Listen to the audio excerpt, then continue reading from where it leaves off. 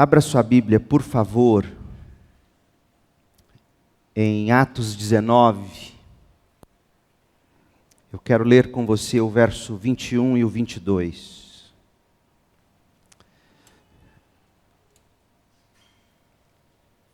Os momentos mais especiais da semana para mim, os momentos que eu guardo com maior carinho, com a maior alegria,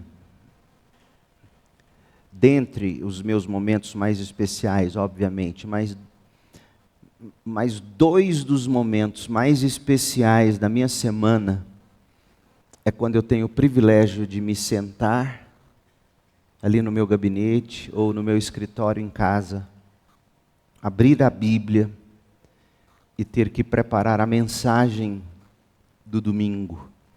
Você não faz ideia do quanto isso é saboroso para mim. De verdade. Minha mulher sabe disso. O segundo momento é quando eu posso subir aqui, abrir a Bíblia e expô-la para vocês, depois de ter estudado, me preparado e orado. É com muita alegria que eu faço isso. E eu saio de férias, sempre que eu saio de férias, e de novo, sem demagogia, eu saio com o coração apertado, porque eu amo tanto o que eu faço, que sair de férias para mim, de algum modo, é um sacrifício. Você pode acreditar no que eu estou te dizendo, porque eu amo fazer o que eu faço. E eu quero que você saiba disso, que para mim é um privilégio. Eu sou o homem mais abençoado da terra, porque eu recebo para fazer o que eu mais amo fazer. Vocês me pagam para eu estudar a Bíblia e ensiná-la. Eu sou um privilegiado. E, olha, uma salva de palmas para vocês. Glória a Deus por isso. Abra sua Bíblia, você abriu em Atos 19, planos para o futuro. Essa é a segunda parte, nós começamos domingo passado e hoje a gente vai concluir. Quando eu voltar das férias, a gente vai concluir o capítulo 19, e aí a gente vai entrar no 20, que será já a reta final de Paulo, e a gente deve concluir este segundo semestre ainda, todo o livro de Atos, porque eu espero nas próximas mensagens, a partir do capítulo 20, como são descrições das viagens e várias coisas que ele vai fazer, a gente vai estudar blocos maiores. Mas, não sei para você, mas para mim tem sido revolucionário estudar o livro de Atos com a devida atenção. Nós que estamos caminhando para completar 80 anos ano que vem como igreja, eu imagino, eu penso, eu creio, este livro e esta série, ela é fundamental para nós como igreja. Atos 19, 21, diz assim a palavra do Senhor. Depois disso, Paulo se sentiu impelido pelo Espírito a passar pela Macedônia e a Acaia antes de ir a Jerusalém. E de lá, Paulo disse, de Jerusalém eu devo prosseguir para Roma. Então, antes de Paulo sair, de passar pela Macedônia, pela Acaia, ir para Jerusalém, antes disso, Paulo ficou em Éfeso ainda por 9 meses, mais ou menos. Mas ele enviou adiante dele, enquanto ele ficava em Éfeso, ele enviou 2 homens de sua mais alta confiança e respeitabilidade. 2 homens que fossem preparando as igrejas por onde Paulo passaria. Ele deixou 2 assistentes, mostrando que o ministério, ele nunca é exercido por um homem só. igrejas com um só pastor sofrem e também sofre o pastor. O ideal bíblico é que se tenha pastores / presbíteros, não é?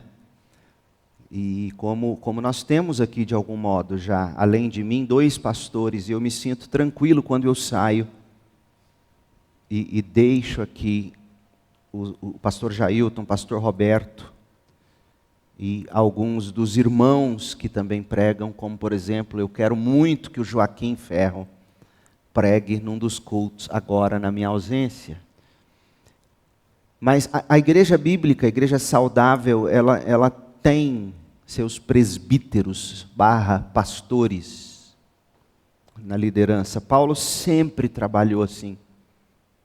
Então ele envia Timóteo, ele envia Erasto, e ele permanece um pouco mais, cerca de 9 meses, ali na Ásia, ali em Éfeso. É interessante Lucas registrar que ele ficou um pouco mais na província da Ásia, e não disse apenas ficou um pouco mais em Éfeso. Porque ele estava em Éfeso. A Ásia era a região, era, digamos, o estado, o país. Mas Lucas coloca a Ásia porque, como já dissemos, os quase 3 anos, os 3 anos que Paulo ficou em Éfeso, foi para abençoar ou plantar igrejas e formar líderes para a Ásia toda, a Ásia Menor. E é muitíssimo provável que foi neste período de 3 anos de Paulo em Éfeso, que se fundaram as igrejas da Ásia Menor, as 7 igrejas, por exemplo, que aparecem no Apocalipse. Aquelas 7 igrejas e outras mais que não aparecem lá, na Ásia, foram fundadas ou por Paulo diretamente durante o tempo que ele esteve em Éfeso, ou por homens que ele mesmo preparou enquanto ele ficou ensinando na escola de Tirano, como nós já estudamos aqui em Atos 19. Por isso Lucas faz questão de falar província da Ásia, para destacar que o ministério de uma igreja local, ele tem que ser para além dos seus muros. Não era só a igreja de Éfeso, era a igreja de Éfeso abençoando a província da Ásia. Você tem noção disso? Pois bem, Lucas, ele está contando a história da 3ª e última viagem missionária de Paulo. O ministério de Paulo, já dissemos, estava sendo bastante frutífero. Olha o versículo antecedente ao texto que lemos, olha o versículo 20, Atos 19, 20. Assim, ou seja, após 2 anos e 3 meses de trabalho, 3 meses na sinagoga, 2 anos na escola de Tirano, assim a mensagem a respeito do Senhor se espalhou amplamente em Éfeso e teve efeito poderoso lá em Éfeso e de Éfeso para toda a Ásia Menor. Então, em face do que está dito no versículo 20, Paulo ele avaliou que já era hora de ir a Jerusalém e de Jerusalém a Roma. Mas antes, ele planejou passar nas províncias da Macedônia, igrejas que ele havia plantado na Macedônia, Filipos, Bereia, Tessalônica, e também na Acaia, 1 aos Coríntios, a igreja de Corinto e outras, provavelmente. Tinham sido essas igrejas da Macedônia e da Ásia plantadas por ele na sua 2ª viagem missionária. Recapitulando o que nós dissemos semana passada, por que Paulo fez esse plano? O que ele tinha em mente? Primeiro, ele queria fortalecer as igrejas já plantadas. Fortalecer igrejas plantadas. Esse é um dos grandes sonhos do meu coração para médio prazo nossa igreja fazer. Então logo eu conclua o meu projeto de doutorado, que deverá ser ano que vem, eu quero iniciar esse processo de fortalecimento de igrejas batistas e plantação de novas igrejas batistas. E muitos de vocês, homens, que estão no Pregue a Palavra comigo, na Escola da Palavra comigo, vocês serão os meus Timóteos e Titos e Erastos e outros que Paulo, com os quais Paulo contava para esse ministério de fortalecimento de igrejas e plantação de igrejas. Paulo, em Atos 19, 21, ele diz que, Lucas diz que Paulo se sentiu impelido pelo Espírito para passar pela Macedônia, Acaia. Ele já estivera lá antes de chegar em Éfeso definitivamente. Atos 18, 23 nos diz que ele esteve lá. Então, o primeiro propósito de Paulo, o primeiro item do plano de Paulo para o futuro, era fortalecimento de igrejas. Segundo, Paulo queria coletar dinheiro, assistência financeira, para os pobres necessitados em Jerusalém. Veja no versículo 21 de Atos 19, que esses recursos que ele levaria para Jerusalém seriam recursos levantados nas igrejas da Macedônia e da Acaia. Quais igrejas? Para você lembrar da geografia bíblica, você tem que lembrar disso. Quando você lê Macedônia, região da Macedônia, você está falando de pelo menos 3 igrejas. Quais são elas? Filipos, Filipenses, os Bereanos e os Tessalonicenses. E a Acaia, você está falando de Corinto, especificamente. Então, essas igrejas levantariam dinheiro para Paulo levar para Jerusalém. Paulo chegaria a Jerusalém, prestaria relatório do seu ministério, aquela que é a igreja mãe de todas as igrejas cristãs. Paulo tinha grande respeito e apreço, e ele virava e mexia, ele ia a Jerusalém prestar contas, mas dessa vez ele não queria só prestar contas, ele sabia que havia uma rixa teológica, cultural entre os crentes judeus com relação aos crentes não judeus, aqui da região da Acaia, Macedônia, que era a Europa. Jerusalém estava ali no Oriente. Macedônia, Acaia é Europa. Era pelos de Jerusalém, essa região aqui na Europa era tida como os bárbaros. E eles então, os crentes daqui de Jerusalém, tinham rixa. Paulo queria resolver isso. E ele falou, a melhor maneira de fazer isso é abençoá-los naquilo que eles mais estão precisando. Tem crente passando fome em Jerusalém. Fruto da perseguição que eles sofriam em Jerusalém. E de outras questões de depressão política, de recessão política que a região também estava passando. Então Paulo disse, nós vamos levantar dinheiro entre aquelas igrejas que são criticadas pelos de Jerusalém, e esses vão abençoar os de lá. E aí, a gente descobre o intento de Paulo, lendo o que ele escreveu sobre esse plano, o plano que está traçado em Atos 19, versos 21 e 22, esse plano é ampliado pelo próprio Paulo nas cartas que ele escreveu durante o tempo que ele estava em Éfeso e posteriormente. Quais foram essas cartas? Primeira carta aos Coríntios, que Paulo escreve ainda estando em Éfeso, nesse período narrado aqui em Atos 19. A segunda carta aos Coríntios, que Paulo escreve quando ele chegou na Macedônia. Lembra que ele falou que ele ia passar na Macedônia? Ele chegou na Macedônia, ele escreveu a segunda carta aos Coríntios, porque a próxima parada seria de fato Corinto. E depois ele escreve a carta aos Romanos. E a carta aos Romanos foi escrita quando ele chegou em Acaia, em Corinto. Então, você tem que ler a Bíblia fazendo essas conexões. 1 aos Coríntios foi escrita durante o período descrito em Atos 19, ou seja, Paulo estava lá em Éfeso. 2 aos Coríntios foi escrita quando ele saiu de Éfeso e chegou na Macedônia, como ele disse que faria. Atos 19, 21 e 22. E ele escreve 2 aos Coríntios para dizer, estou chegando aí, eu vou pegar a oferta.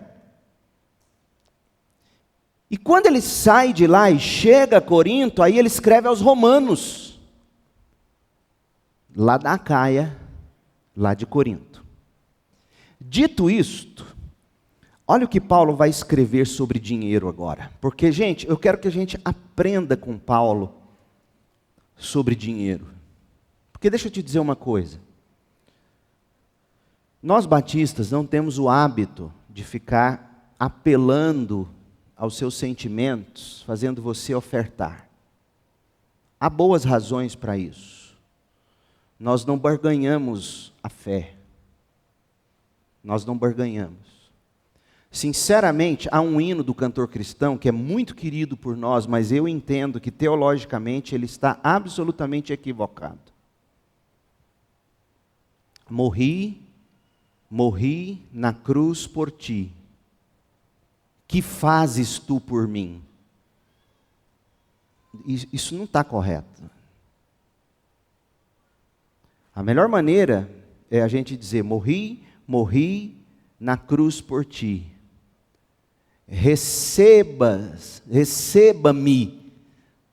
ou recebas tu a mim pela fé. Aí, algo nesse sentido, eu digo amém. Porque eu morri por você e agora, o que você vai fazer por mim? Isso não é graça, isso é troca. É a mesma coisa de você falar o seguinte para o seu filho, eu te abençoei a vida inteira, e agora, o que você vai fazer por mim? É a mesma coisa de você falar, eu te dei um presente, o que você vai fazer por mim? Você faz isso?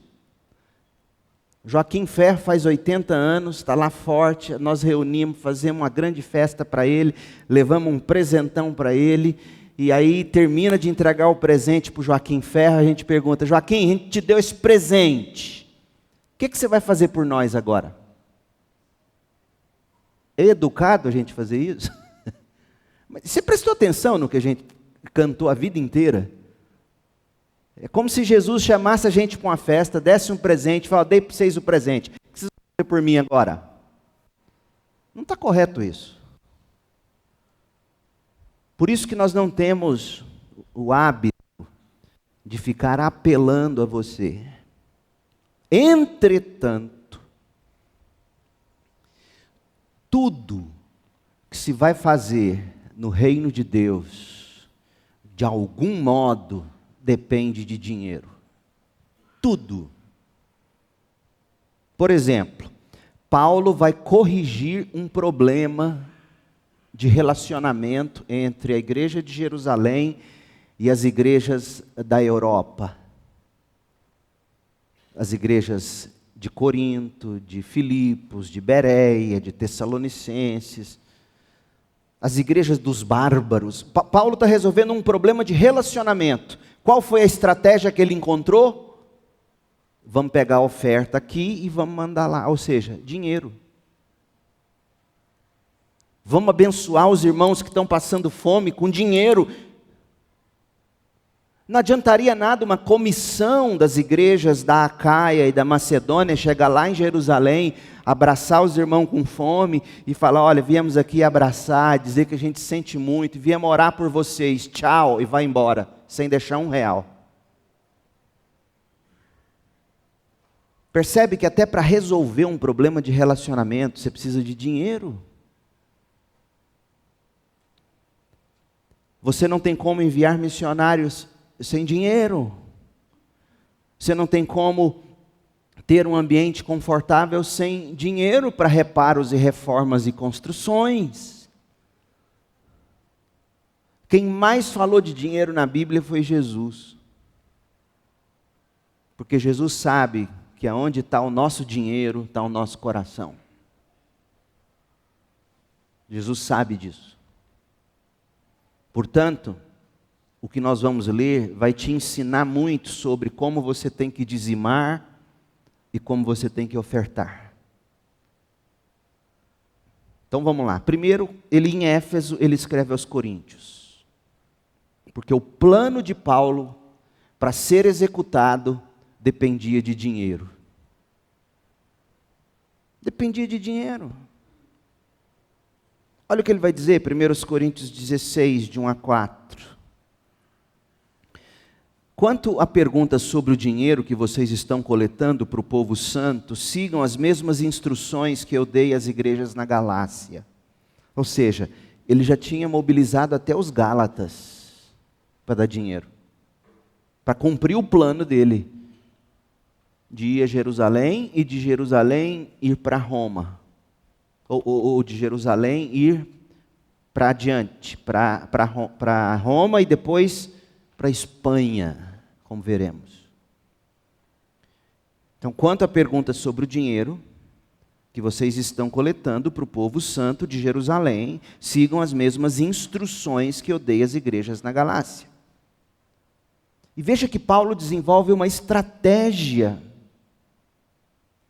Por isso que não há problema algum quando a gente chega aqui e fala, nós somos 400 membros, se cada membro desse, digamos, R$20 por semana, nós teríamos R$800 por semana para a obra que está sendo reformada. Percebe? Esse tipo de estratégia foi o que Paulo fez. Olha o que ele diz, verso 2. No primeiro dia de cada semana, separem uma parte da sua renda. Não esperem até que eu chegue para não coletar tudo de uma vez. Por que será que ele faz isso? Sim, talvez porque seria não muito producente. Coletar tudo de uma vez, certamente, não seria tão producente quanto semanalmente você já ir dando. Quando eu chegar, eu entregarei cartas de recomendação aos membros que vocês escolherem. Vocês vão recolher esse dinheiro e vocês não vão colocar esse dinheiro, o Pix não vai cair na minha conta. A transferência não será para a minha conta. Eu não vou colocar o dinheiro das ofertas na minha capanga. Vocês vão escolher homens que vão receber esse dinheiro coletado ao longo das semanas. E eu vou entregar uma carta de recomendação aos mensageiros que vocês vão escolher. E aí esses mensageiros, com a minha carta de recomendação, chegarão a Jerusalém com o dinheiro. E se for conveniente que eu também vá, eles viajarão comigo. Mas veja, Paulo queria que os homens da igreja de Corinto chegassem em Jerusalém sem ele. Os bárbaros. O que esses bárbaros vieram fazer no nosso culto aqui em Jerusalém? Aí os bárbaros pedem a palavra na hora do ofertório e dizem, viemos trazer uma oferta de amor para os irmãos aqui que estão com fome. Que estratégia linda. Envolve dinheiro. Não tem como você abençoar se de algum modo você não colocar o seu dinheiro. Nesse caso, não bastava apenas orações. Agora Paulo chega a Macedônia. Segundo aos Coríntios. Segundo aos Coríntios 8, ele saiu de Éfeso e ele chega a Macedônia. Ele chega ali nas igrejas de Filipos, Tessalônica e Bereia. E aí ele vai escrever de novo para os coríntios. Por quê? Porque esses coríntios tinham um coração tão duro. Povo duro. Começava a falar em dinheiro, eles fechavam os ouvidos. Paulo falava qualquer coisa, eles já emburravam com Paulo. Povo duro. Igreja que Paulo fundou, igreja que Paulo... Tem gente dura, tem gente que é assim, gente. A coisa mais difícil para um pastor, para um presbítero, para um diácono, para um líder, é crente de coração duro. Que faz piada sarcástica, que joga indireta, que não gosta do que o pastor está falando, faz questão de levantar no meio da mensagem e sair, para dizer, não quero ouvir isso. É duro para um pastor isso. Por isso que eu faço questão de pregar muitas vezes olhando assim para a pilastra da galeria, para não ver a cara dos de coração duro, dizendo assim, é duro. E aí, Paulo vai dizer o seguinte, capítulo 8, nós vamos ler praticamente o capítulo inteiro, 8 e o 9, porque nos capítulos 8 e 9, Paulo está tratando sobre como essa oferta deveria ser levantada, e as lições, os princípios aqui nos ensinam sobre como a gente pode ofertar para todas as campanhas da igreja, missionária, de construção e reforma e ampliação, oferta para abençoar o lar batista, que eu quero muito que no nosso orçamento financeiro do ano que vem a gente inclua uma linha mensal, fora o que os irmãos já em adoção missionária já estão fazendo pelo lar batista em Caldas Novas. Olha o que ele vai falar, capítulo 8, verso 1. Agora, irmãos, queremos que saibam o que Deus, em sua graça, tem feito por meio das igrejas da Macedônia. Paulo já tinha falado de dinheiro com eles, você lembra? Na primeira carta. A gente leu o capítulo 16. E aparentemente a oferta foi ínfima até o momento. Paulo estava recebendo os relatórios por carta. E Paulo, os coríntios não querem ofertar não. Povo duro, pão duro, orgulhoso. Esse povo de Jerusalém fala mal da gente, então nós também não vamos mandar dinheiro para eles não. Povo duro, nada novo debaixo do sol. Essa igreja desse tamanho, arrumando, reformando prédio, não vou dar oferta para isso não. Eu vou dar para uma igrejinha menorzinha lá do bairro. Aí deixa eu te dizer com o maior amor do meu coração. Maior amor, não é desdém não. Se você se sente assim, mude para a igrejinha. Seja membro de lá. Dizime e oferte lá. É sério, é de coração que eu estou dizendo isso. Não estou mandando ninguém embora da CIB. Mas se no seu coração existe esse sentimento, não, eu quero abençoar a igrejinha. Então seja membro da igrejinha, porque a igrejinha não precisa só do seu carnê. Ela precisa da sua vida lá também. E Paulo, quando ele escreve aos Gálatas, lá no final da carta, não me lembro exatamente a referência agora, ele vai dizer algo mais ou menos assim, onde você entrega o seu dinheiro?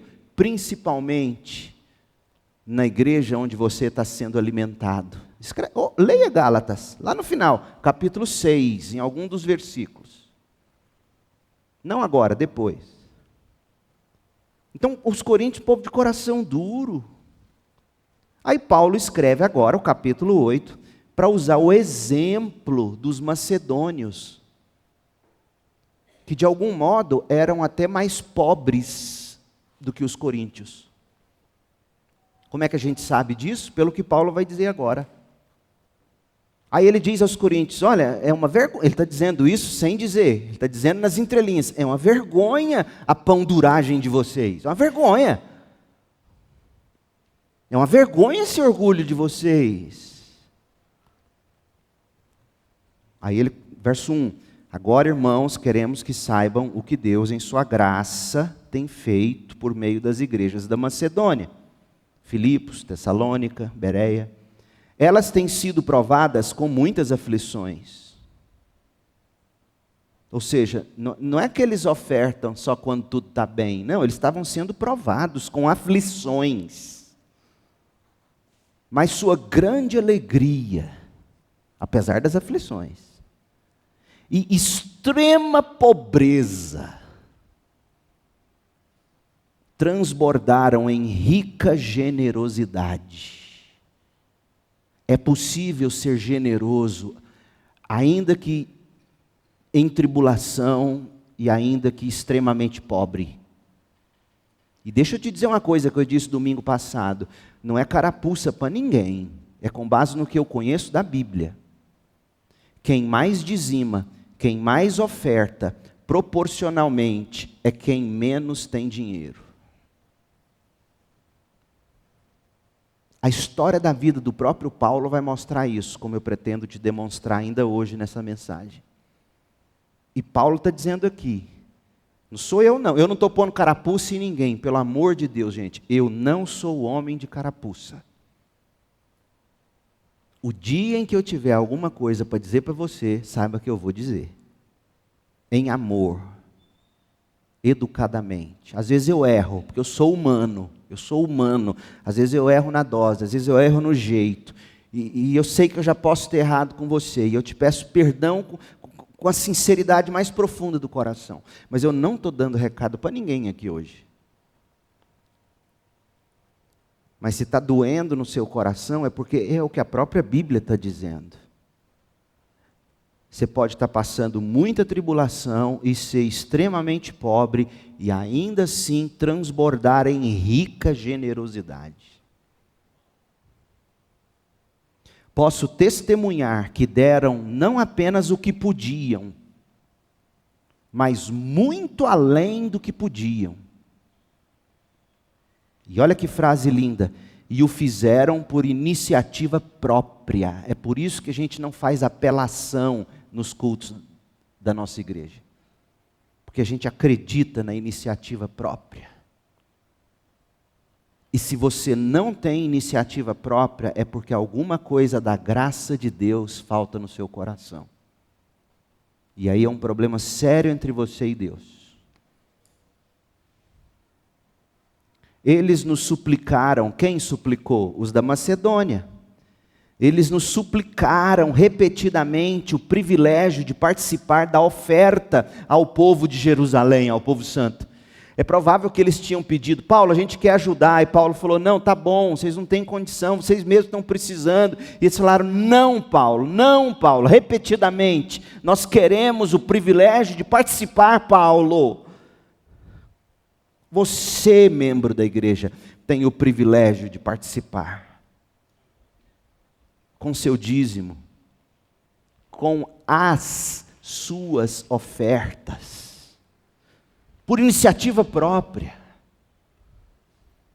Fizeram, verso 5, até mais do que nós esperávamos, pois seu primeiro passo, olha só, olha como é que você se torna alguém generoso.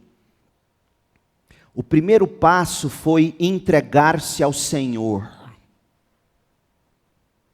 Muitos dos que não dizimam e não ofertam, em essência, é porque de fato ainda não se entregaram totalmente ao Senhor. Não estou julgando salvação de ninguém.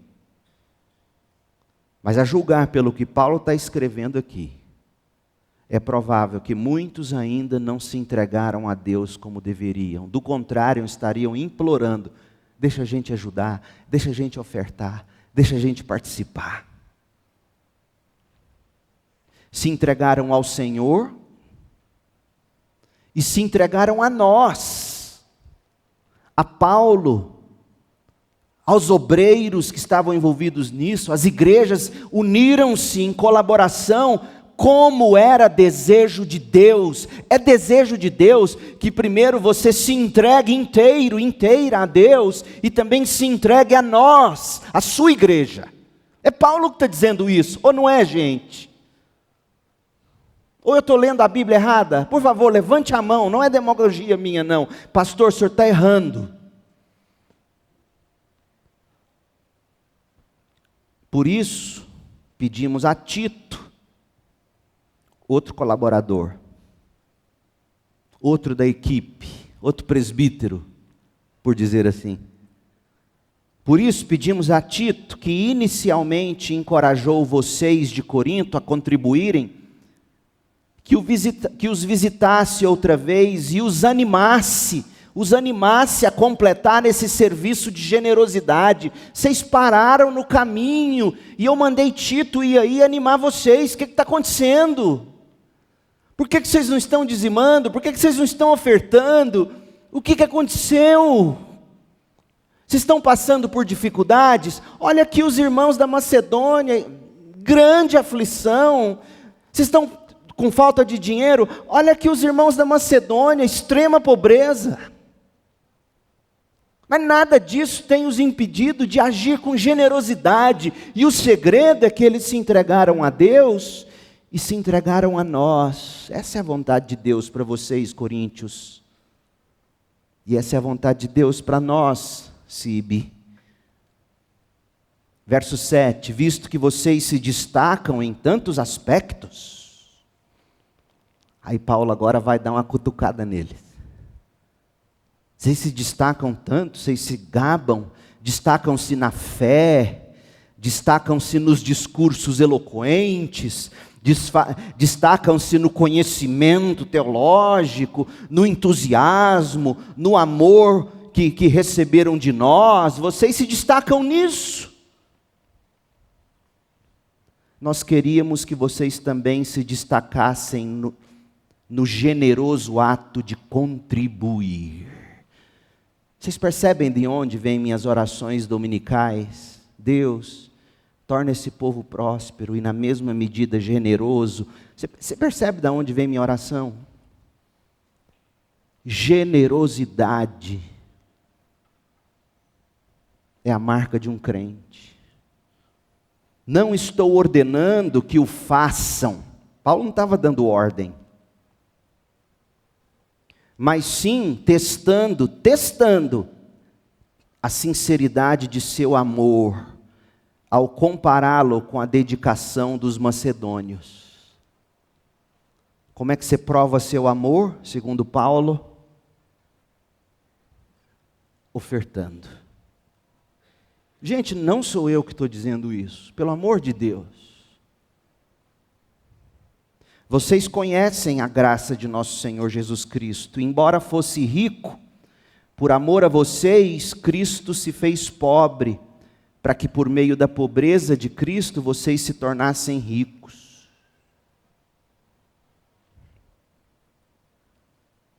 Interessante isso. Será que aqui não está um recado aos ricos?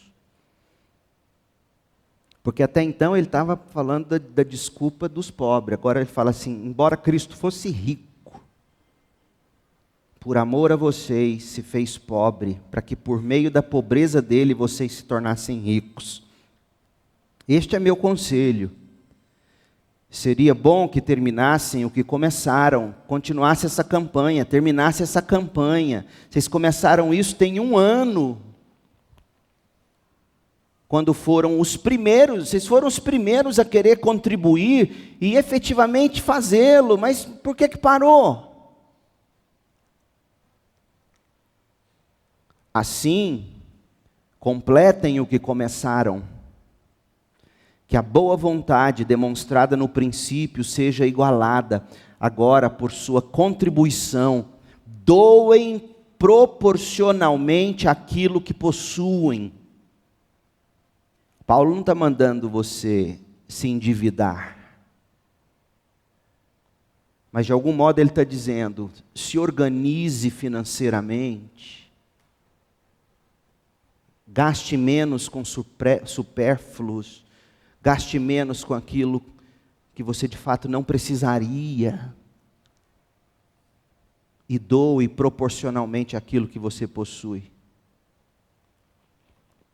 Não é para você se endividar, não é para você entregar o vale transporte embora a pé para casa. Não é disso que se trata. Não é disso que se trata. Mas se trata de organizar-se financeiramente e sempre ter o que dar. Tudo que derem será aceitável. desde que o faça de boa vontade, de acordo com o que tem, e não com o que vocês não têm. Está vendo? Não é para endividar. Não que sua contribuição deva facilitar a vida dos outros e dificultar a de vocês. Está vendo? Gente, há igrejas que cometem esse absurdo. Toma do outro. Paulo não está dizendo que você tem que dar aquilo que você não tem. Paulo jamais mandaria você dar sua casa própria e depois não ter onde morar. Mas certamente é cristão, você não precisaria ter, digamos, 5 ou 10 casas. Ou 3. O princípio cristão é de generosidade. Tem muita gente que tem muito, muito mais do que precisava ter. Paulo está dizendo, não que sua contribuição deve facilitar a vida dos outros, dar a única coisa que você tem, ou dar o que você não tem, dificultando a sua vida depois. Quero dizer apenas que deve haver igualdade, generosidade. No momento, vocês têm fartura. Os macedônios não têm, não. Vocês têm fartura e podem ajudar os que passam por necessidade. Em outra ocasião, eles terão fartura e poderão ajudar você quando você estiver em necessidade. Assim, haverá igualdade, como dizem as Escrituras. Para aqueles que muito recolheram, nada sobrou. E para aqueles que pouco recolheram, nada faltou. Capítulo 9. Verso 1, mesmo assunto. Na verdade, quanto a esse serviço ao povo santo, as ofertas, eu não preciso lhes escrever. Sei quanto estão ansiosos para ajudar, e expressei às igrejas da Macedônia meu orgulho de que vocês na Acaia estão prontos para enviar uma oferta desde o ano passado. No começo eles estavam empolgados, mas por algum motivo pararam. Esse é o problema nosso, gente. A gente começa empolgado e aí todo domingo o pastor tem que ficar repetindo, nós estamos em campanha, tem missões estaduais, não deixa de dar seu dízimo. Eu sei o quanto vocês estão ansiosos para ajudar, e expressei às igrejas da Macedônia meu orgulho de vocês na Acaia.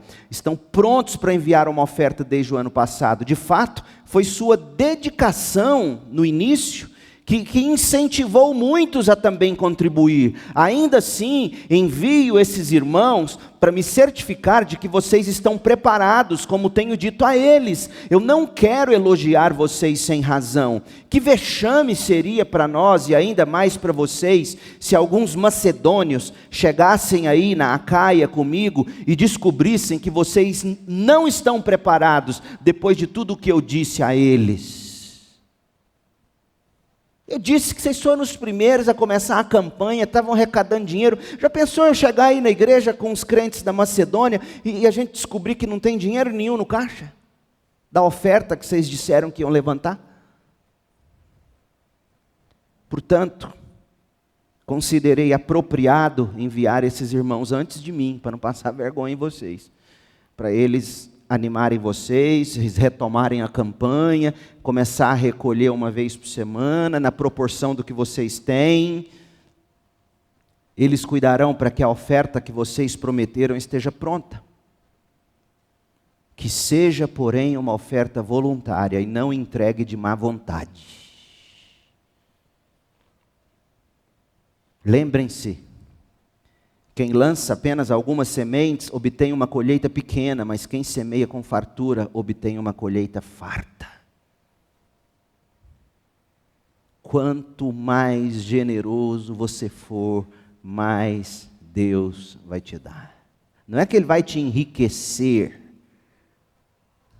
Quanto mais generoso você for, mais você terá para dar. Esse é o princípio.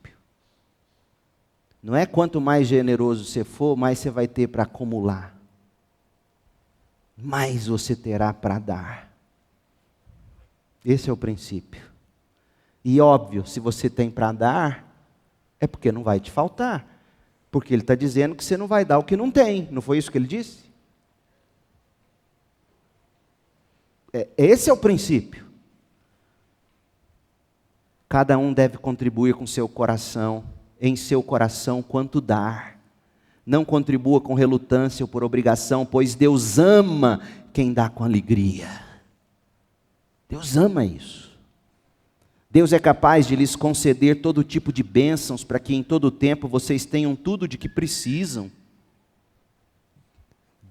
Você prestou atenção? Porque qual é o nosso maior medo quando a gente se dispõe a dar? Vai faltar para mim, vai faltar para meus filhos. E, gente, é um temor real, verdadeiro. Mas olha o que Paulo está dizendo. Deus é capaz de lhes conceder, verso 8. Deus é capaz de lhes conceder todo tipo de bênçãos, para que em todo tempo vocês tenham tudo de que precisam, e muito mais ainda, para repartir com os outros. Deus nunca te dá em excesso só para você.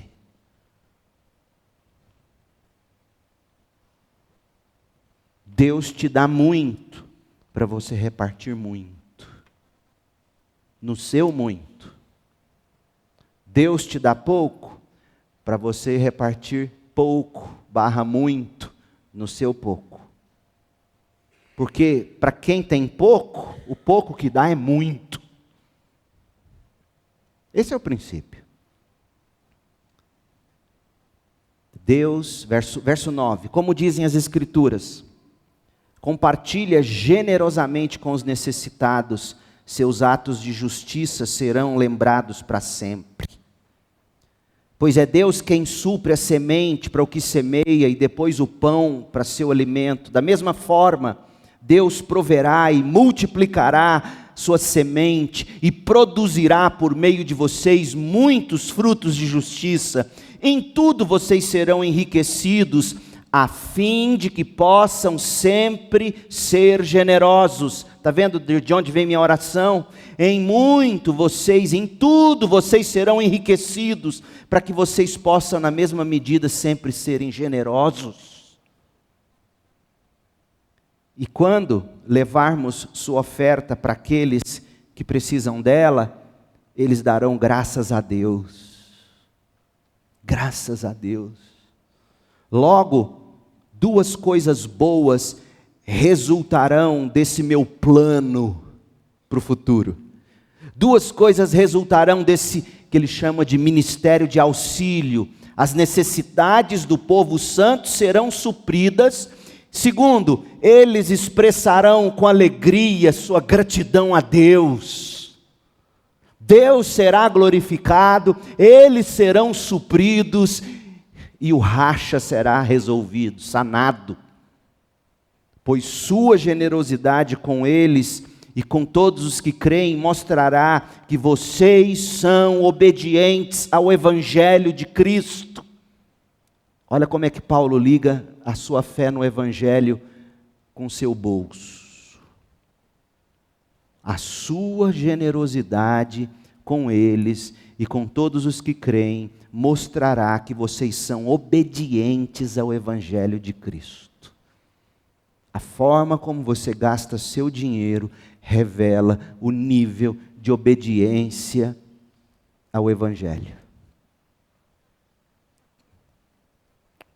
E eles orarão por vocês com profundo afeto. Vai sanar o problema, vai sanar o racha. Em vez de ficarem fazendo orações imprecatórias, amaldiçoando vocês, eles vão começar a orar com profundo afeto, por causa da graça transbordante que Deus concedeu a vocês. Graças a Deus por essa dádiva tão maravilhosa, que nem as palavras conseguem expressar.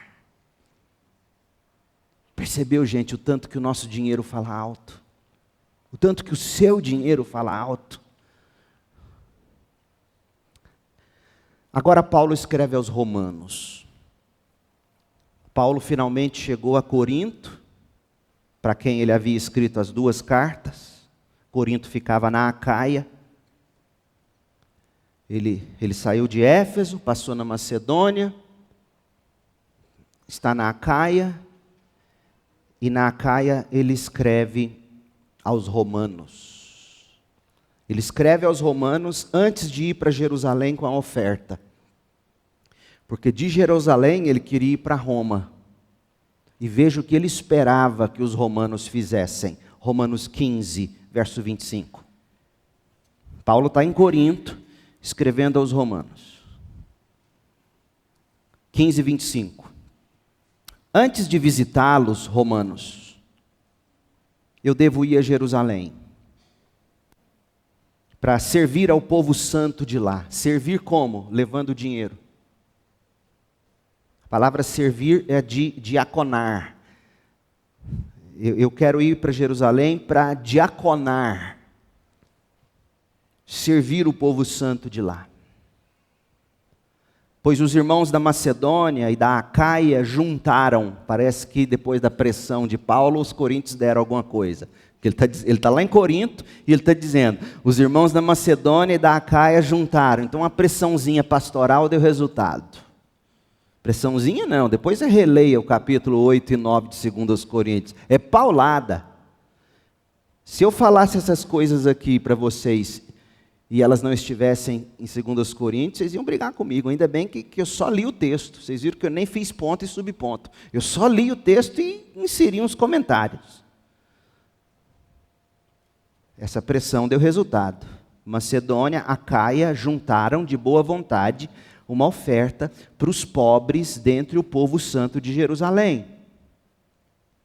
Eles ficaram contentes em fazer isso, pois se sentem devedores da igreja de Jerusalém, a igreja mãe, de onde nasceram os apóstolos, de onde saíram os apóstolos e plantaram outras igrejas, enfim, porque os gentios receberam as bênçãos espirituais das boas novas dos irmãos em Jerusalém, consideram que no mínimo podem retribuir ajudando eles financeiramente. Pense comigo, ao contribuírem para as necessidades financeiras dos crentes judeus em Jerusalém, esses irmãos em Cristo, os gentios, teriam agido com generosidade para estabelecer de uma vez por todas a unidade da igreja, que de algum modo estava rachada entre Jerusalém e os não-judeus do mundo todo, que se diziam crentes. E de novo, você não esquecer disso, para resolver o racha, envolver o dinheiro. Não tem como fazer a obra de Deus só com oração. Temos que orar, mas temos que ofertar. E olha o resultado dessa oferta, o que na prática, teologicamente, ela faz. Leia 1 Coríntios 12, 26. Paulo está dizendo isso na mesma carta, onde no capítulo 16, que a gente já leu, ele vai começar a falar da oferta. Olha o que ele vai dizer em 1 Coríntios 12, 26. Se uma parte do corpo sofre, a igreja em Jerusalém estava sofrendo pobreza, fome. Se uma parte do corpo sofre, todas as outras sofrem com ela. E se uma parte do corpo é honrada, todas as outras são honradas com ela, ou todas as outras com ela se alegram. Ao mesmo tempo em que eles estavam atestando de maneira muito prática o seu amor pelos judeus, eles estavam sanando uma ruptura, colando ossos quebrados. Tiago, quem era o pastor da igreja em Jerusalém? Está vendo que essa mensagem está sendo uma verdadeira escola bíblica dominical, e essa é a ideia. Quem era o pastor da igreja de Jerusalém? Tiago. Qual era a igreja que estava passando dificuldade financeira e para onde Paulo queria escrever, queria mandar oferta? Qual era a igreja? Jerusalém. Quem era o pastor da igreja? Tiago.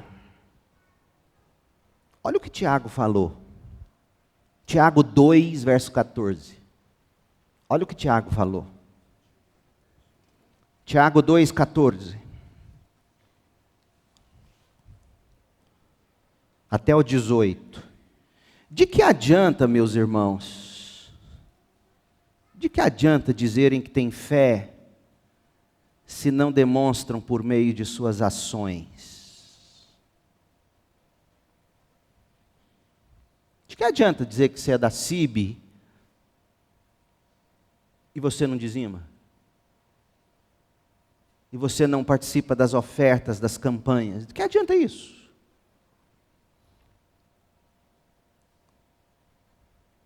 De que adianta, meus irmãos, dizer que tem fé, se não a demonstram por meio de suas ações?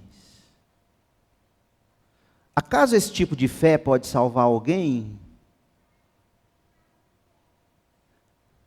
Não é que, veja, não é que Tiago está dizendo que as obras vão te salvar, a sua oferta vai te salvar, o seu dízimo vai te salvar. Não, ele está dizendo o seguinte: quem não é salvo não dá, e não se importa com quem não dá. Agora, quem é salvo, dá. Oferta, dizima, abençoa. Mas pastor, será que Tiago está falando de dinheiro aqui? Lê o texto. De que adianta, meus irmãos, dizerem que têm fé, se não a demonstram por suas ações? Acaso esse tipo de fé pode salvar alguém? Se um irmão ou uma irmã necessitar de alimento ou de roupa, e vocês disserem, até logo, tenha um bom dia, aqueça-se e coma bem, mas não lhe derem alimento, nem roupa, no que isso ajuda? Lembra que eu disse que a obra de Deus não se faz apenas com oração? É fundamental a oração, mas é fundamental o fruto concreto, palpável, do homem e da mulher que oram. Verso 17: como veem, a fé por si mesma, a menos que produza obras, está morta. O que Paulo está dizendo? O Tiago, desculpa. O que Tiago está dizendo? Você diz que tem fé, mas não dá dinheiro, não contribui, não abençoa, só, vou orar por você. Que Deus te abençoe nessa noite fria. Aí você vai para casa e deita no seu cobertor. Tiago está dizendo, você diz que tem fé, mas não tem nada. Sua fé é morta, porque se a sua fé fosse viva, você ia lá, abraçava, orava e entregava o cobertor. Se a sua fé fosse viva, você mensalmente dizimava, ofertava, porque sabe que a obra de Deus não é feita só com oração. Aliás, quem pensa que a obra de Deus só é feita com oração, está dando um péssimo testemunho, como Tiago mesmo está dizendo aqui. Nesse momento não basta só você orar, você tem que ir lá, você tem que dar, você tem que fazer. Meu povo, é muito duro pregar essa mensagem, porque meu salário ele sai dos dízimos. E o que me consola, e parênteses, não é na proporção não, viu? Não é 10, 20%, porque tem igreja que é assim, o pastor recebe na porcentagem do que entra. Não é assim aqui. O ponto que eu estou querendo dizer é o seguinte, e o que me consola no que eu estou pregando, é que a própria Bíblia diz em 1 Timóteo 5,17, merecedores de dobrados honorários são os pastores que presidem bem e se afadigam na palavra. Isso é bíblico. Então eu não estou aqui forçando a barra para nada, até porque, graças a Deus, minha igreja, nossa igreja, vocês me pagam muito bem. O ponto é que você precisa aprender, porque a maioria dos nossos membros acabou vindo de igrejas pentecostais, onde, não sei, posso estar enganado, lá funciona muito mais a apelação para as ofertas das campanhas. Posso estar enganado, não sei, não quero ofender ninguém.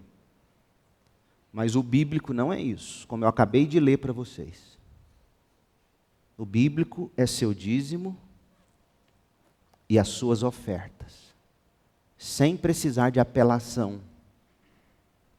Então Tiago está dizendo, verso 17, como veem, a fé por si mesma, a menos que produza obras, ela está morta. Não adianta nada você dizer que tem fé, é reformado, estou numa igreja reformada, mas não sai R$1 do seu bolso, meu irmão, minha irmã, desculpa.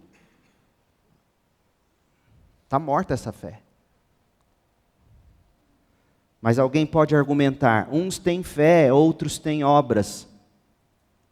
Mostre-me sua fé sem obras, e eu, pelas minhas obras, lhe mostrarei minha fé. Em outras palavras, a fé que é fé salvadora produz obras. E nesse contexto aqui, está falando de dinheiro, de ajuda. Dinheiro para comprar a comida, verso 16. Dinheiro para comprar o cobertor. Pois bem, o plano de Paulo para o futuro era, primeiro, fortalecer as igrejas e segundo, levantar a oferta. Mas tinha um terceiro plano. Ele queria ir para Roma. Porque Roma era a sala oval do mundo. Sala oval hoje é o gabinete do presidente americano, a maior potência do mundo. Paulo queria ir para Roma. De preferência, ele queria conseguir uma audiência com os romanos, ou com o imperador de Roma. Ele queria pregar o evangelho em Roma. Mas ele não queria ficar em Roma. Roma seria a Nova York dos nossos tempos, o sonho de muitos crentes. Quero ir morar nos Estados Unidos, lá eu vou criar meus filhos, esse país aqui acabou. O sonho de todo mundo é ir para Nova York, hoje nem tanto mais. São Francisco ainda pior. Mas ir para os Estados Unidos, ir para algum país, eu quero ir para Roma, é a mesma coisa, eu quero ir para Roma. Paulo tinha cidadania dupla. 2 passaportes, um brasileiro e um americano, entrava e saía a hora que queria nos Estados Unidos, da época dele, Roma. Mas veja o que de fato ele queria fazer em Roma. Não era fazer enxoval para o neném que vai nascer. O que ele queria em Roma? Romanos 15, 20. Romanos 15, 20. Leia aí. Sempre me propus a anunciar o evangelho onde o nome de Cristo não foi ouvido,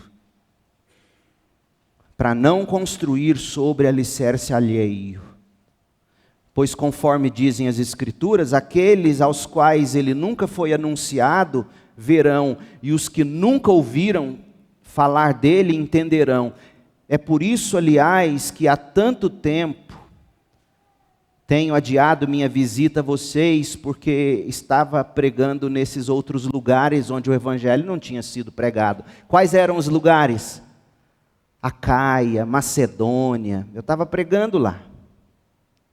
Mas agora que eu terminei meu trabalho, primeira viagem missionária, segunda viagem missionária, estou terminando a terceira viagem missionária, agora que terminei meu trabalho na Acaia, na Macedônia, abençoamos os crentes de Jerusalém.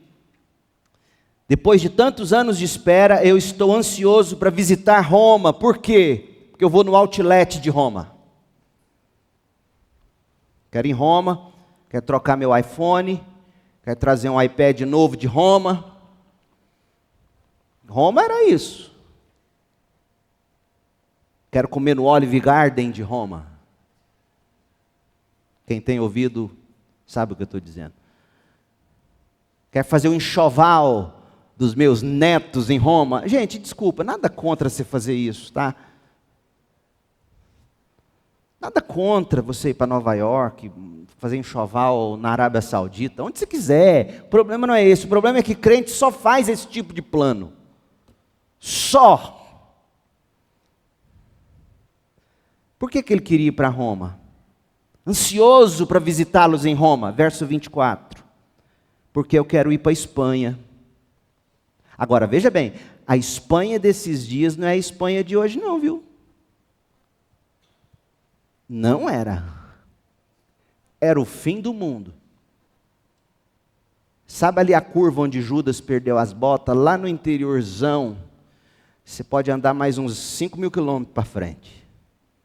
Era o fim do mundo. Eu planejo ir à Espanha. Eu quero pregar o evangelho lá no fim do mundo, os confins da terra. Eu estou cumprindo a grande comissão. E quando eu for, eu espero passar por Roma. Agora Paulo é ousado. E sabe por que eu vou passar em Roma? Porque depois de eu desfrutar um pouquinho da companhia de vocês, vocês vão me dar uma oferta para eu ir para a Espanha. Já pensou? Síbio, eu estou aqui porque eu quero que vocês me dêem uma oferta. Eu quero fazer missões. Se eu falar Espanha hoje, vocês vão rir da minha cara, né? Mas eu diga Moçambique. Já que nossa igreja está abençoando Moçambique. Vamos lá para Moçambique, evangelizar, treinar pastores. Precisamos de uma oferta. É isso que Paulo está fazendo. E sabe o que é mais triste? E é aqui que eu vou te dizer. Sabe o que é mais triste? Roma nunca deu R$1 para Paulo. Nunca deu R$1 para Paulo. Ele ficou preso em Roma 2 vezes. Na primeira prisão, ele escreveu as cartas da prisão. Se você ler Filipenses, capítulo 4, de 10 a 20, eu não vou ler agora que o tempo estourou. Se você ler Filipenses 4, de 10 a 20, Paulo vai falar da alegria dele. Paulo estava preso em Roma, quando escreveu aos Filipenses. Paulo chegou em Roma, mas ele não chegou em Roma voando de primeira classe, não. Como é que ele chegou em Roma? Preso, no camburão da Rotan. Paulo não chegou de... Como é que é a grande airline que vai para Dubai? Qatar. Não é Qatar. Hã? Vocês sabem. Emirates Airlines. Você acha que Paulo chegou em Roma na Emirates Airlines, naquela cama king size dentro do avião? Paulo chegou no camburão da Rotan, do BOP. Capitão Nascimento. Vocês assistiram, né? Como é que chama lá o filme? Tropa de Elite. O Capitão Nascimento dando chibatada no Paulo, e Paulo chega no camburão da Rotan. Finalmente em Roma, do jeito que ele queria. Pronto, os romanos agora vão acolher Paulo, vão abençoar Paulo. Quantos reais os romanos ricos, a igreja de Nova York, a igreja de Miami, brasileiro fazendo a vida em Miami, em Flórida, a igreja da Flórida ganhando em dólar. Quantos reais Roma deu para Paulo? 0. Se você ler Filipenses 4, de 10 a 20, ele escreve da prisão em Roma, ele escreve do camburão do BOP em Roma. Você vai descobrir que quem mandou várias ofertas para ele foram os pobres de Filipos. E aqui há uma mensagem para os ricos. Geralmente, quem de fato mais dá proporcionalmente é quem menos tem. E isso é uma vergonha.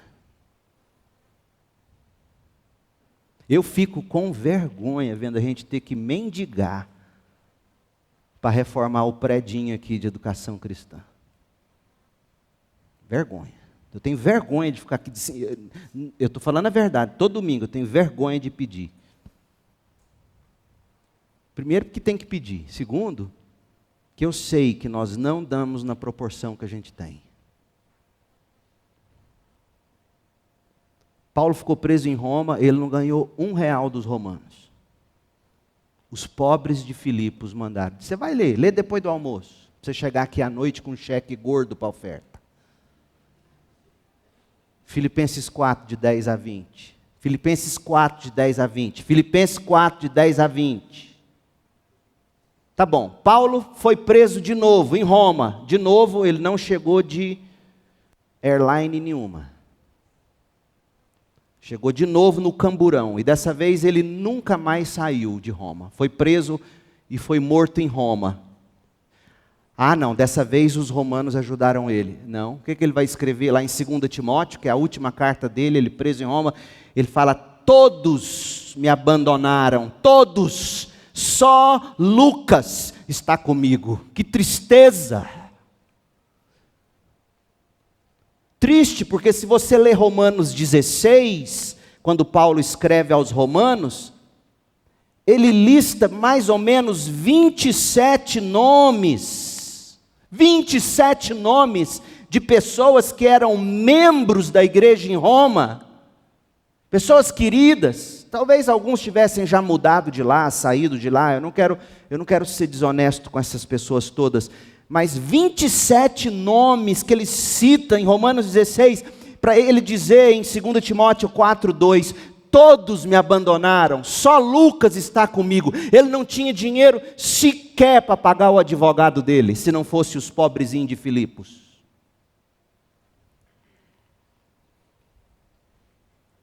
E é esse mesmo Paulo que em Filipenses 1, de 20 a 26, preso no camburão do Bope, sem nenhum real dos romanos ricos, ele diz, para mim, o viver é Cristo. E se eu morrer aqui, é lucro.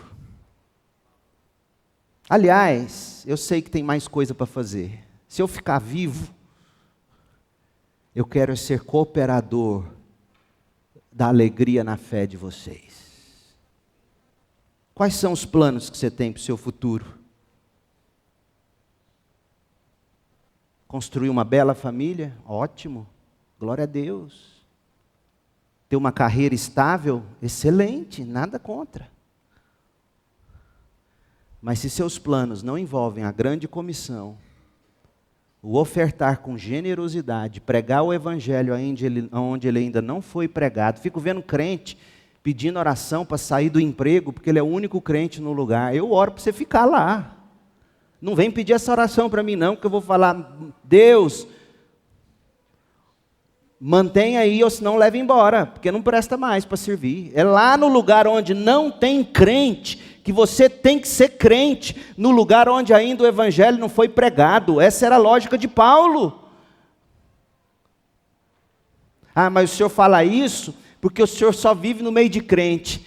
Você quer viver no meio de ovelha igual eu? De vez em quando você encontra uns bode, você leva uma chifrada que toma 10 anos de saúde de um pastor. Estou falando sério. É muito mais legal, eu vou te falar a verdade, eu prefiro 1000 vezes conviver no meio, às vezes, de pagão, dando risada com eles,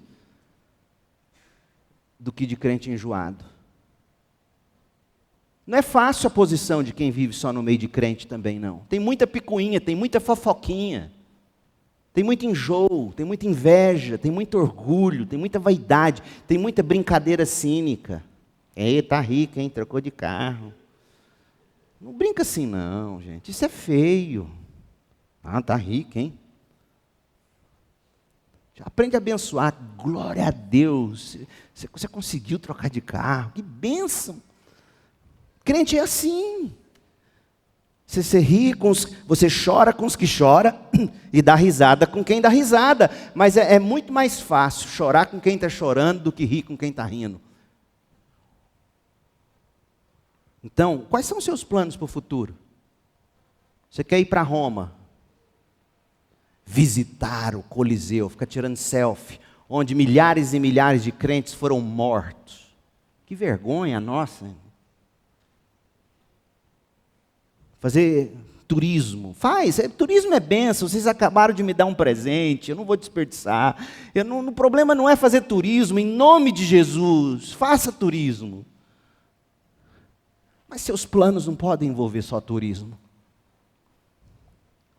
Você tem que envolver a sua vida na grande comissão. Você tem que fazer do seu lar um ambiente para um pequeno grupo, para você chamar descrente, servir bolo gostoso, falar de Jesus, orar.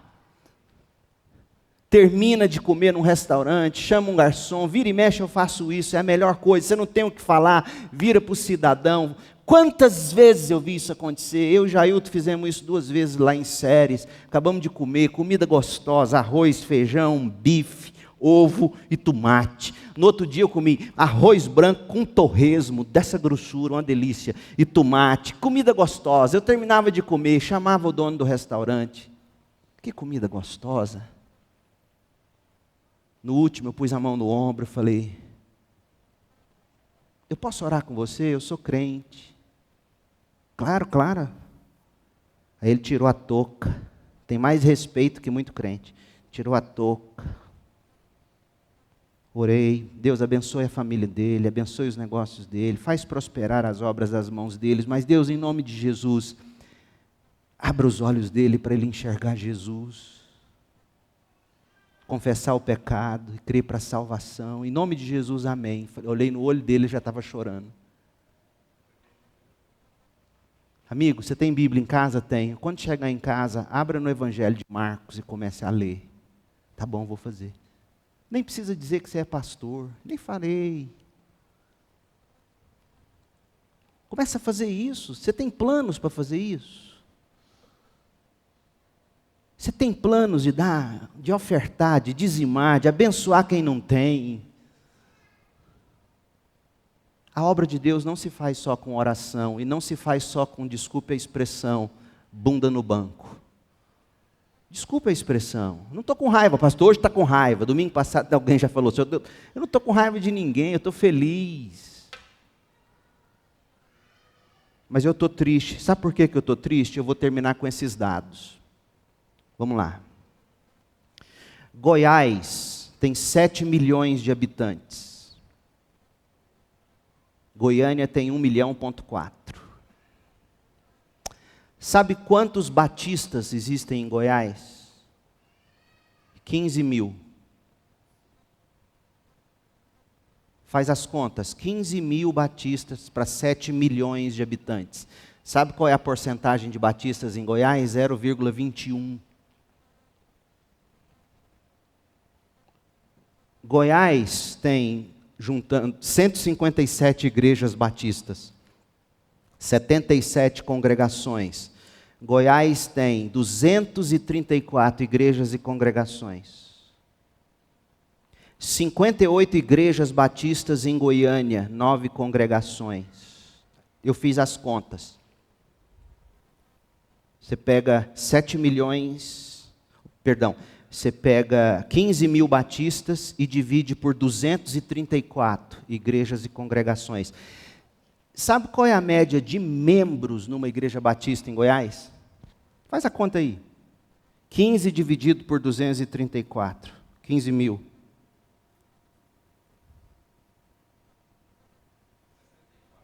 ...64 batistas.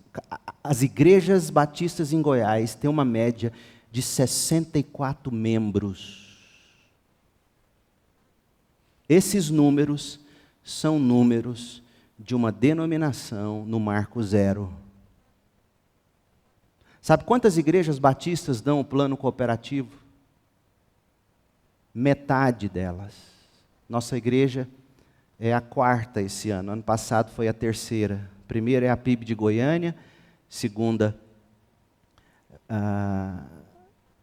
ano passado nós fomos o 2º, hoje nós estamos em 3º. Segundo é a PIB de Rio Verde, 3º é a CIB. Ano passado era a PIB de Goiânia, segunda a CIB, PIB de Rio Verde. Esse ano, nosso PIB primeiro, PIB de Rio Verde segundo, CIB terceiro. O plano cooperativo é, cada igreja dá uma porcentagem. Nossa igreja dá 8% de tudo que entra todo mês. Geralmente é 10%. Gente, a média é de um batista para cada 467 goianos no estado. A média é de uma igreja em Goiás para cada 30 mil habitantes. A média é de uma igreja para cada 29 mil cidadãos goianienses. Uma igreja para cada 29 mil. Os seus planos para o futuro precisam envolver a obra batista em Goiânia, Goiás, Brasil e o mundo. Você precisa incluir nos seus planos ser um dizimista fiel, um ofertante generoso, alguém que ora e faz discípulos, pratica a grande comissão e evangeliza. É um absurdo. Nós temos na classe de novos membros hoje quase 100 pessoas no nosso grupo. Isso é maior do que a maioria das igrejas. Um estado onde a média de membros na igreja é 64 pessoas, isso é atestado de morte. E você tem parte nisso, eu tenho parte nisso. Dízimo, oferta, envolvimento com capacitação de pastores e muito mais. Faça planos para o futuro, viaje de férias, não é pecado não. Pode fazer compra em Miami, não tem problema. Mas seus planos não podem ser só isso. Na mesma proporção com que você gasta consigo, no mínimo, você deveria gastar com a obra. Esse é o padrão bíblico. E que o Senhor nos dê graça para que isso aconteça. Mas principalmente, o principal plano que você tem que fazer para o seu futuro, se não fez ainda, é abraçar Jesus Cristo como seu Senhor e Salvador. Porque lembra dos coríntios, Paulo falando aos coríntios, os macedônios primeiro se entregaram ao Senhor. Você já se entregou ao Senhor? Você já entregou sua vida a Ele como seu único Salvador, como a grande alegria da sua vida? Você se entrega a Cristo com arrependimento e fé. E segundo, os macedônios se entregaram às igrejas. Você precisa ter membresia ativa numa igreja local. E a partir dela, fazer a obra missionária. Não é sozinho. O crente pode até fazer algum compromisso sozinho. Mas o Novo Testamento nos ensina que todas as mobilizações são via igreja. E principalmente para atender pobres de igrejas. Coloque isso na sua cabeça. A gente precisa fazer isso. Vamos orar. Pai, em nome de Jesus, opere em nós um milagre. Opere em nós um milagre. Em primeiro lugar, pode ser que haja gente aqui que precisa do milagre do novo nascimento. Entregar-se ao Senhor Jesus Cristo e a membresia na igreja. Opere salvação agora. Opere um milagre da generosidade. Opere o milagre no coração dos crentes que professam fé sem obras, portanto, dando indícios de que tal fé é morta. Crente que não dizima, crente que gasta tanto só consigo que não sobra R$1 para dízimo e oferta. Opere mudança, transformação, milagre aqui.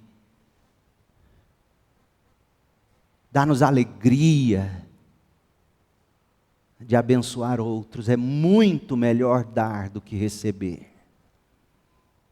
Opere esse milagre em nós. Faça de nós uma igreja generosa com missões, revitalização de igrejas. 64, 65 membros, a média das igrejas batistas em Goiás, meu Deus. Isso é atestado de óbito. Misericórdia de nós, produz em nós avivamento. Faça da nossa igreja uma igreja que se mobiliza, uma igreja de operação missionária, operação de amor, operação do Evangelho.